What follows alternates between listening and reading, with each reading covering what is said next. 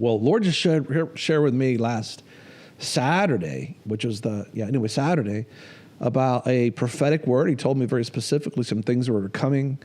I had a chance to share it with the church, and I believe you could see it, on VFN TV. But one thing he told me about, he said that about what's going to be happening, and he says in Amos chapter 3, verse 7, that God doesn't do anything unless he reveals it through his prophets first.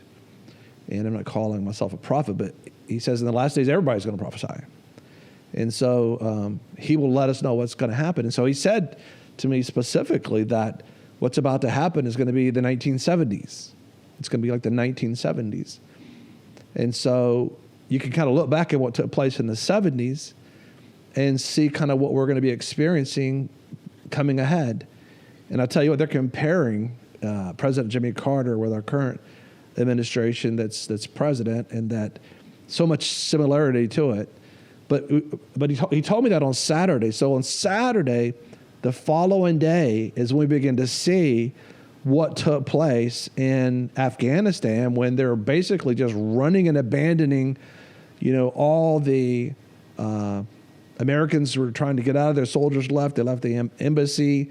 It was horrific. We talked about that. I don't know if we haven't talked about that, but we've been, working with the Nazarene Fund to help get people out. Over $30 million was raised for that, and 27, I believe, 747 Boeing 747s were flying people out. It was just really crazy to see, the things that were going on, and we'll talk more about that. But we got at least 5,100 people out. 200 female judges were gotten out, but there's still a lot of people there that should have been gotten out. But as of now, the military, America has left Afghanistan, and we apologize to everybody right now in Afghanistan. We're praying for you that God would intervene in that Situation.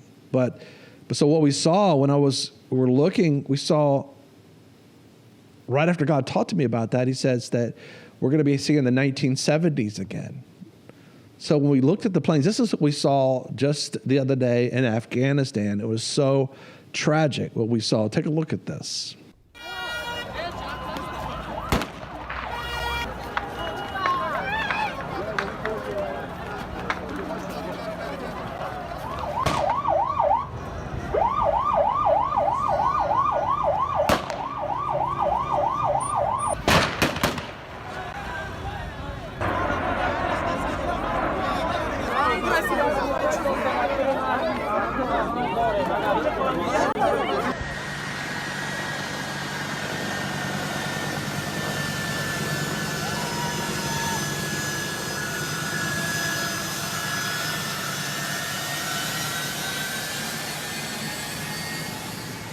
Right before this, the Lord told me that'd be the 70s. And all of a sudden this happens the following days right after that. And it's just so tragic to see that. It's like, what are we doing? It makes no sense. It's been there 20 years. We should have done more than this. And the Lord told me it would be like the 70s. Let me show you what happened in the 70s. We did the very same thing. This is what happened here. We have a president that just decided to just, without any consideration, just to pull out the very thing that was helping people survive, including our Americans, including Christians, including the friendlies who helped translate for us. And he just pulled them out. We've lost 13 Marines that died in the process. It's just been so tragic. But the Lord says we're going to see the 1970s again. Let me show you the 1970s. We're in the Vietnam War. President Nixon was the president. We just we're doing the same thing. We were in Afghanistan, but we're working with South Vietnam against the communist Northern Vietnam, and they fought for years. And they're training up the young soldiers, and they were like boys. I mean, they were like boys if you see them. And our Marines just kind of let them take the next initiative was to go into Cambodia. They went into Cambodia to be able to fight. And the Marines, U.S. Marines, kind of just stood behind them, or the military soldier, and they just got massacred, And I have a picture of one of the Marines basically holding this frail boy's body together because he tried fighting. He tried to fight, but he wasn't trained like they did. It wasn't just, you just can't force it. Now we saw that with the soldiers in Afghanistan. But right after that, suddenly, just like we just saw just happen in 1970, suddenly out of nowhere, President Richard Nixon does the very same thing, and he says, pull out, pull out. As a matter of fact, this is what happened in 1975. The crowds of Americans and other foreigners lined up at installations around Saigon waiting for buses was the cue. It told the Vietnamese that this was the end of the line. For most of those who wanted to leave their country, this would be their last chance. Some Americans who pushed towards the bus tried to pull their Vietnamese wives and children along with them.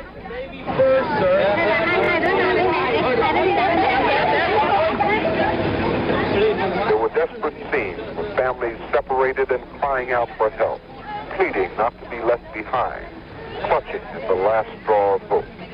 We rode through the streets of Saigon for more than 4 hours, unable to find a way out or anyone who could tell us where to go. At Tan Son Nhut Airport, armed paratroopers turned our buses back. At one point, we were unloaded on the Saigon waterfront, where we could see American helicopters circling the city, and Vietnamese trying to escape on boats heading to the sea.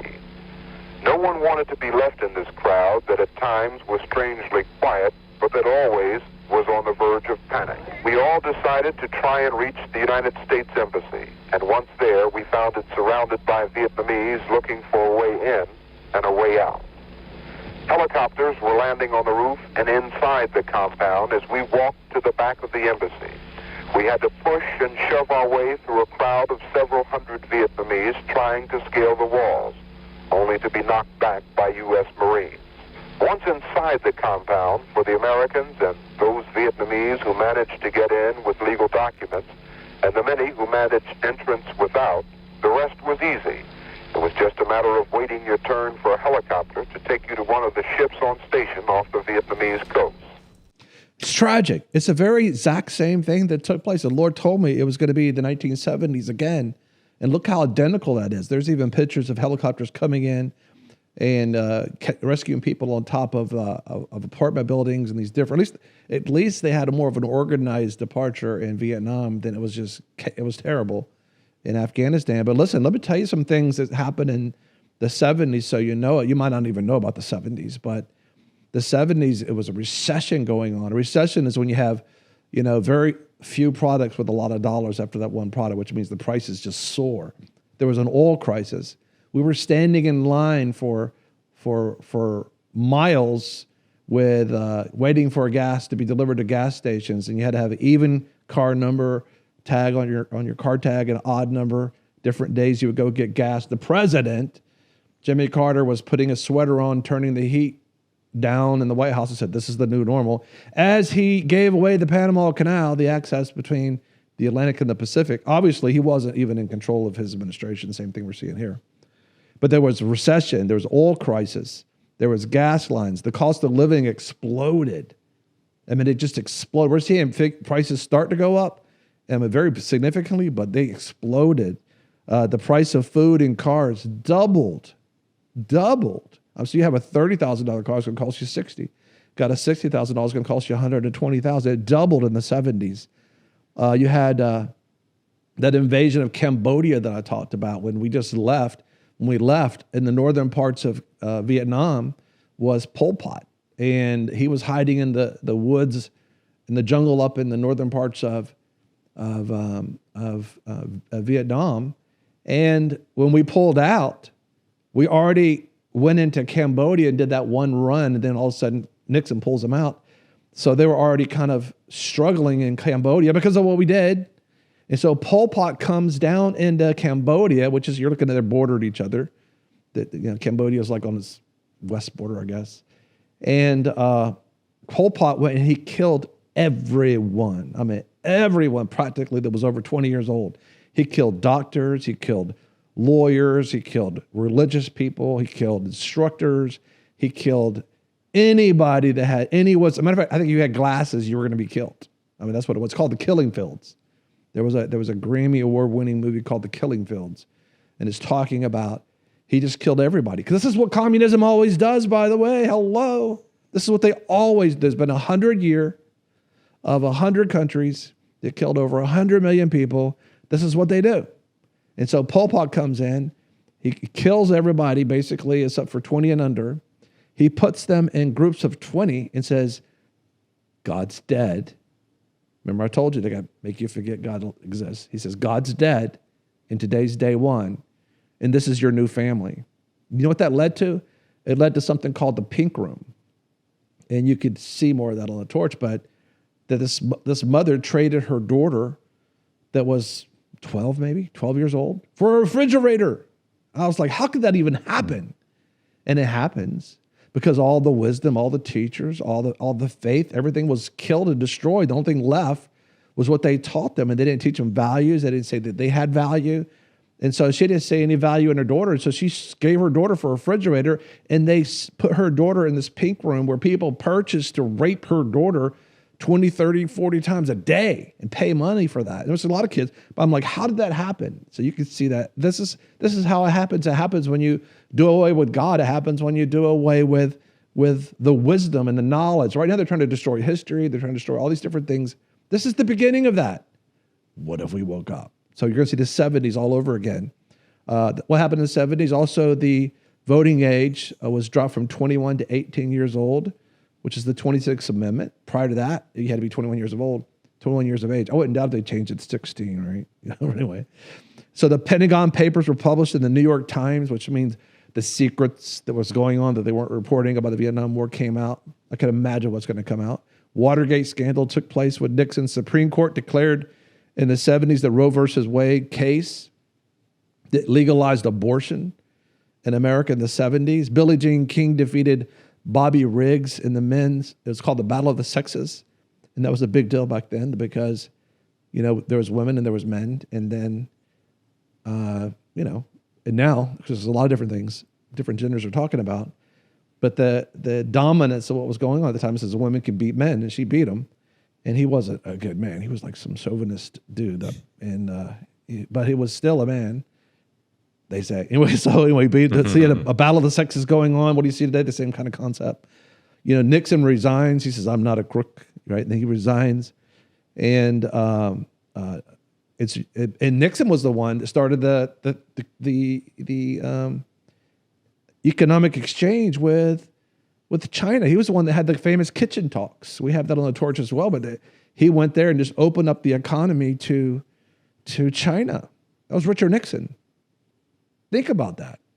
And the Lord told me specifically, He showed me, Congresswoman Nancy Pelosi in this prophetic vision that she had developed some system in connection with China. And the Lord, I was kind of walking behind her in this dream, and I saw her, some congressman passes some law, and he says, this is going to stop all this. And she just laughed and said, it's not going to stop it all. And he goes, yes, it is. So she goes to look, and I kind of follow her in the dream. And she looks down on this piece of paper, I thought it was at first. And I looked, and it was actually a tongue of a dragon. And it said on the tongue of the dragon, which is China, by the way, she's looking at China's tongue, the dragon's tongue, and it says Nixon on the tongue. It says Nixon. And God's saying, He's telling us, this whole thing is about money. It's about greed. It's about power. And by the way, in that dream, it was defeated. So I believe what God said with that. But the whole thing is Richard Nixon. It began with Richard Nixon. And so you got, when you're looking at Nancy Pelosi, she represents a district. Her district is like Silicon Valley, Facebook, Google, YouTube, Oracle, Twitter. That's who she represents. She's supposed to represent her people. But the barcode was invented in the 1970s. India had their first nuclear weapon. Guess what's about to happen in Iran? It was just reported. They're already on their way to get a nuclear weapon. Of course, the Vietnam War ended. We talked about that as well. Microsoft was created in the 1970s by Bill Gates. Apple was created by Steve Jobs.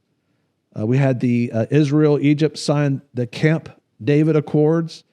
We had the Ayatollah Khomeini for Iran.